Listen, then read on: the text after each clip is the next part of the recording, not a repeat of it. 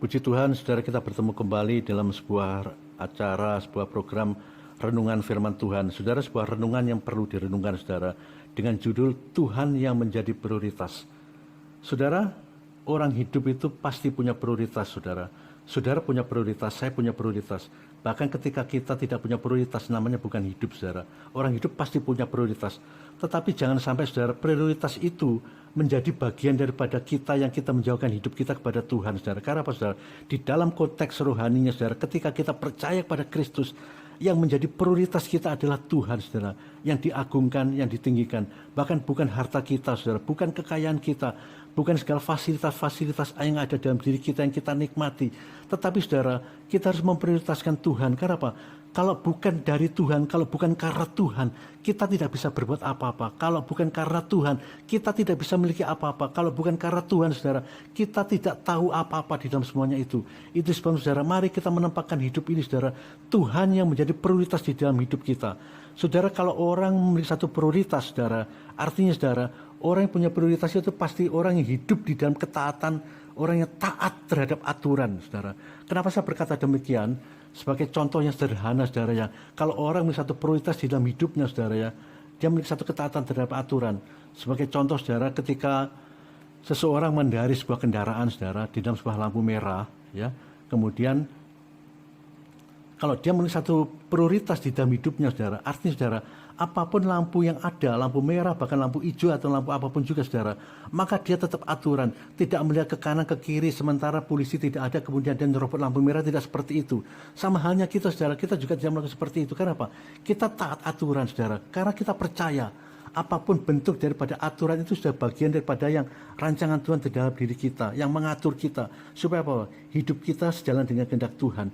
Saudara, kalau saudara dalam konteksnya, saudara, kalau kita memiliki satu prioritas terhadap Tuhan, saudara dan saya memiliki satu prioritas terhadap Tuhan, maka di dalam Yohanes 20 ayat 29, firman Tuhan itu terjadi dalam diri kita, saudara. Dikatakan, saudara, kata Yesus kepadanya, karena engkau telah melihat aku, maka engkau percaya.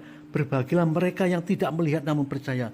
Saudara, kalau kita memiliki satu prioritas terhadap Tuhan, saudara, ya, maka, saudara, meskipun kita tidak melihat, meskipun, saudara, kita belum kita alami, meskipun, saudara, sesuatu yang menjadi bagian dari pemikiran kita, hal-hal yang kita harapkan, hal yang kita inginkan, saudara, hal-hal yang menjadi bagian daripada yang menjadikan satu tujuan kita, saudara, tetapi kita percaya bersama Tuhan, pasti kita akan cakap melakukan segala perkara. Itu yang namanya apa? Kita memiliki satu prioritas terhadap Tuhan. Tetapi kalau kita tidak memiliki satu prioritas terhadap Tuhan, saudara, apapun bentuk, saudara, pergumulan kita, harapan-harapan kita, saudara, maka kita tidak percaya dengan kuasa Allah itu. Karena apa, saudara? Kita baru percaya kalau itu, istilahnya, kalau kita baru percaya kalau memang nyata. Saudara, namanya percaya, saudara, itu bukan hal seperti itu. Saudara, namanya percaya dalam konteks rohani, apapun yang belum terjadi, apapun yang belum kita alami, apapun yang belum kita dapatkan, kalau kita memiliki satu konteks dalam rohani percaya, artinya, saudara, kita amini, dan satu saat pasti itu akan memberikan yang terbaik bagi kita. Tegas, saudara, di dalam Yohanes 20 ayat 29 dikatakan, Yesus itu mengajarkan, saudara, tentang apa? Cara hidup kita, saudara. Kita hidup karena percaya itu bukan karena melihat. Karena apa, saudara? Kalau kita hidup percaya, kalau kita hidup karena percaya, bukan karena melihat, itu, saudara, yang Tuhan benarkan di dalam diri kita, saudara, yang menjadikan satu pembenaran di dalam hidup kita. Kita belajar pada satu pribadi Thomas, saudara, ya. Saudara, Thomas itu adalah murid Yesus yang hidup tidak sejalan dengan Tuhan, saudara. Thomas itu menjadi murid Yesus yang tidak menurut, ya, apa kata Tuhan, saudara. Meskipun, saudara, mereka sudah berlama-lama menjadi bagian dari dalam Kristus, tetapi Thomas tidak melakukan sepenuhnya firman, saudara, yang Tuhan ajarkan. Nah, kenapa saya berkata demikian? Karena apa, saudara? Nggak ada prioritas sebagai murid Yesus, saudara. Meskipun dia ada bagian daripada murid Yesus, tetapi dia tidak ada prioritas sebagai murid Yesus. Sama halnya kita, saudara. Kalau kita menjadi orang Kristen, saudara, walaupun berlama-lama, mungkin mulai dari lahir, ya, karena apa, orang tua kita sudah Kristen, kemudian karena lahir, saudara, dari kelahiran kita sudah memiliki satu predikat sebagai orang Kristen yang diserahkan oleh Tuhan sebagai orang Kristen, saudara, sebagai murid Kristus. Tetapi kalau kita bertumbuh dengan pertumbuhannya kita, kalau kita tidak memiliki satu prioritas terhadap Tuhan, maka, saudara, ya, apa yang kita lakukan itu, saudara, tidak sejalan dengan kehendak Tuhan. Sama Thomas pada waktu itu, Dia adalah murid Kristus, saudara. Setiap hari bersama-sama dengan Tuhan. Bahkan dia tuh tahu siapa Tuhan, dia tahu siapa Yesus. Bahkan mujizat-mujizat yang Tuhan lakukan setiap saat, dia tahu semuanya itu, saudara. Tetapi saudara, Thomas tetap memiliki satu kehidupan yang ragu-ragu terhadap Tuhan. Saudara, dia tidak percaya dengan Tuhan. Kenapa saya berkata demikian, saudara? Karena saudara, ketika Tuhan Yesus bangkit dari antara orang mati, ketika Tuhan mati, saudara, kemudian bangkit dari antara orang mati. Ketika Thomas melihat Yesus pada waktu itu, dia tidak percaya siapa Tuhan itu, siapa Yesus itu. Kemudian dia berkata, kalau engkau Tuhan, bolehkah aku mencucukkan tanganku di lambung Tuhan? Kemudian juga melihat bekas luka yang ada di tangannya. Saudara, kalau kita menjadi orang yang namanya orang yang percaya, saudara, kalau kita, saudara, tidak menempatkan iman percaya kita sungguh-sungguh, ya, di dalam apa yang kita lakukan untuk mempercayai Tuhan, maka kehidupan kita seperti Thomas itu, saudara. Apapun bentuk dari segala kehidupan kita, saudara, ya, maka kita akan hidup dalam keraguan-raguan, ketidakpercayaan, saudara, kekhawatiran. Bahkan, saudara, kita tidak menempatkan Yesus, tidak menempatkan Allah itu sebagai Tuhan yang kita percaya sungguh-sungguh, yang bisa melakukan mujizat, yang bisa melakukan sesuatu di dalam diri kita, meskipun, saudara, apapun dari bentuk keterbatasan, kemustahilan yang kita alami. Tetapi kalau kita hidup tidak percaya, saudara, maka tidak pernah, saudara, kepercayaan kepada Kristus itu kita munculkan, dan keraguan-raguan yang kita munculkan, saudara. Saudara, mari kita pada saat hari ini, jangan kita tuh menjadi Thomas dalam arti rohani, saudara. Thomas yang hidupnya sejalan dengan hidupnya setiap saat dengan Tuhan, tetapi tidak percaya dengan Tuhan. Ironis sekali, sama dengan kita, saudara. Kita kalau menjadi Thomas dalam arti rohani, kita percaya kepada Kristus, kita hidup bersama, kita mengaku sebagai murid Kristus.